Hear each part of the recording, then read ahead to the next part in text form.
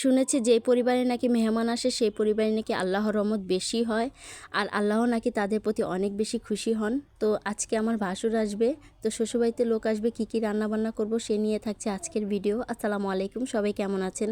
আলহামদুলিল্লাহ আমি ভালো আছি। তো এদিকে ডাল চড়া দিয়েছিলাম, ডাল দিয়ে আজকে পাট শাক রান্না করব আর সাথে করলা ভাজি করব। গত দুদিন আগে মেহমান আসছিল, তাদের জন্য যে বাজারগুলো করেছিলাম, তো একদিন পরে আমার ভাসুর আসলো, তো সেই বাজারগুলোই থেকে ছিল, তো সেগুলি আজকে ঘুরে ফিরে রান্না করতেছি। তো বাজারে গেলাম না আর, তো এখানে করলা মানে আলু দিয়ে চড়া দিছি আর সাথে এই তো পাট শাক ডাল দিয়ে রান্না করতেছি। তো আমার ভাসুর আবার একটু শাকসবজি বেশি পছন্দ করে, কারণ তারা গ্রামের থেকে মানুষ, তো মানে টাটকা টাটকা শাকসবজি অনেক বেশি পছন্দ করে।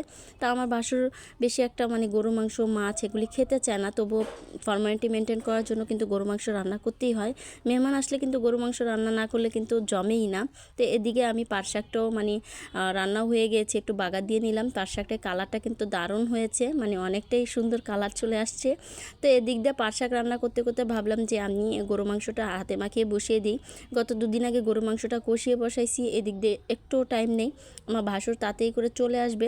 তো এদিক দিয়ে আমি ভাবলাম তাতেই করে রান্না বান্না শেষ করে নিই, যেহেতু ভাসুর আসবে, ভাসুরের সামনে আবার রান্না করব মানে কেমন আনইজি ফিল হয়। তো ভাসুর আসার আগেই মানে সব রান্না বান্না ক্লিয়ার করে নিচ্ছি। তো এদিকে গরু মাংস চড়া দিছি, গরু মাংসটা আজকে হাতে মাখিয়ে বসিয়েছি।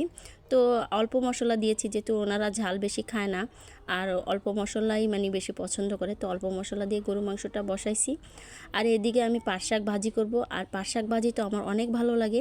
আমার ভাসুর কিন্তু অনেক মানে খুশি হয়েছে এই পাট শাক ভাজি দেখে, আমাকে বলতেছে পাট শাকের ডালও রান্না করেছো বা পাট শাক ভাজিও করেছো। তারপর আমি বলেছি অনেকগুলো পাট শাক ছিল, ভাবলাম যে এগুলো কিছু ডাল দিয়ে রান্না করি আর কিছু ভাজি করি। আর পাট শাক ভাজি আমার এত পছন্দ, মানে অনেকবারই খাওয়া হয়েছে, আমি পাট শাকের একটা ফ্যান হয়ে গিয়েছি। মানে পাট শাক ভাজির বেশি করে রসুন পেঁয়াজ দিয়ে পাট শাক ভাজি করলে এত ভালো লাগে, সাথে একটু তেল বেশি করে দিলে ভালোই লাগে। তো আমার ভাসুর অনেক পছন্দ করেছে। আমার এই এক ভাসুর আমাকে এত বেশি আদর করে, মানে আমার সব ভাসুরই অনেক আদর করে, কিন্তু এই ভাসুরটা আমার বেশি আদর করে, অনেকটাই মানে আমাকে সম্মান করে, আদর করে, স্নেহ করে। তো অনেকটাই মানে টাইম বাদে তিনি আমার বাসায় আসতেছে, তার জন্য আপ্যায়ন করবো না তা তো হয় না। আর উনি আমার রান্নার এত প্রশংসা করে, আজকের রান্নাগুলো যতগুলো রান্না করেছি সবগুলো খেয়ে অনেকটাই প্রশংসা করেছে। আর শ্বশুরবাড়ির লোকজনের কাছে কিন্তু প্রশংসা শুনতে ভালোই লাগে, আমার কাছে খুব ভালো লেগেছে। আর উনি যখন আমার রান্নাবান্নার প্রশংসা করেছে, আমার তো আরও ভালো লেগেছে।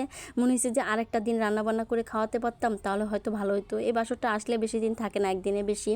তো এই তো আমার ভাবলাম যে রান্নাটা চড়া দিছি, তো এদিক দিয়ে আমি সালাডটাও কেটে নিই। তো এদিক দিয়ে সালাডটাও কাটা হয়ে গিয়েছে। তো অনেক তাড়াহুড়া করতেছি, ভাইয়া আবার চলে আসবে তাড়াহুড়া করেই, তো ওনারা আবার তাড়াতাড়ি করেই খাওয়া দাওয়া করে, কিন্তু আমার বাসায় আসলে একটু দেরি করেই খাওয়া দাওয়া করে।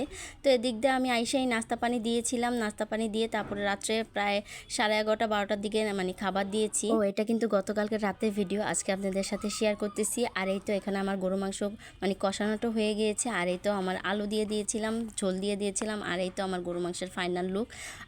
অনেকটাই মানে লোভনীয় কালার চলে আসছে, কম মশলা দিয়ে রান্না করেছি, তারপর এত মজা হয়েছে। যাই হোক, ভিডিওটা কার কাছে কেমন লেগেছে অবশ্যই জানাবেন, ভালো লাগলে একটি শেয়ার করে দিবেন। সবাইকে অসংখ্য অসংখ্য ধন্যবাদ। আসসালামু আলাইকুম।